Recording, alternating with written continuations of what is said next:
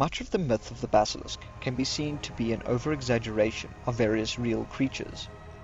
Therefore, the challenge in this reification lies not in grounding the myth to reality, but rather in justifying the over-exaggerated myth. Firstly, the origin of the basilisk must be considered.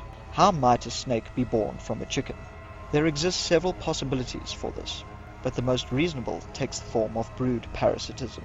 Brood parasitism describes a strategy wherein a species will lay its eggs in the nest of another. This strategy can be seen in insects, birds, and even fish, the most famous of which is the cuckoo. The parasitic species lays its eggs in the nest of the host species, leaving their offspring to be raised by the host. Usually the parasitic offspring is larger than the host's offspring, and consequently the host offspring die off as the parasitic offspring succeeds in keeping all the food the host parents bring for itself.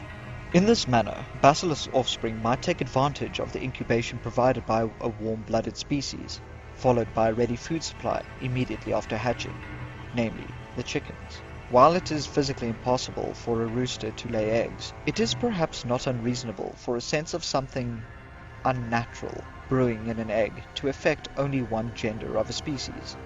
Thus, the rooster rather than the hen may find itself compelled, possibly for defensive purposes, to guard the basilisk egg.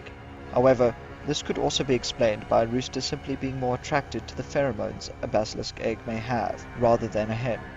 Indeed, when one considers that a basilisk is supposedly killed by a rooster's crow, it may not be unreasonable to consider that the rooster is acting out of defense in some way, hoping to kill the basilisk once it is sure that one resides within the egg. The shape and characteristics of the basilisk require little explanation, as these are hardly any different than what one might find in normal serpents. The weaknesses and abilities, on the other hand, are quite challenging. The venom of the basilisk bears much similarity to cytotoxic venom, which kills off living cells, and is often used in conjunction with neurotoxic and hemotoxic venom in real snakes to form a deadly cocktail, ensuring the death of whatever the snake bites. However, the effect this venom has on the environment is difficult to explain, as cytotoxic venom would not affect plants. Additionally, venom in general is quite metabolically expensive to produce, which is why real snakes only use it as a last resort when threatened, saving their venom for prey items. This makes the ceaseless discharge of the basilisk venom quite difficult to explain using an understanding of traditional venoms.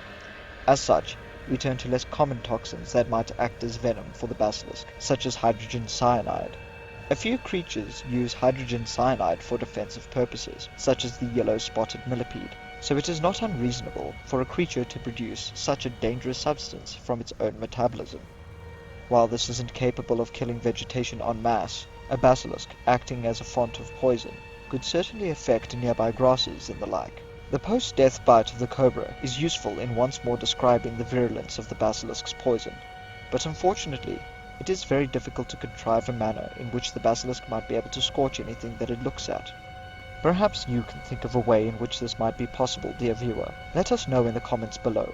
Despite what may or may not be possible, one thing still holds true. The basilisk will forever be a symbol of fear and disdain.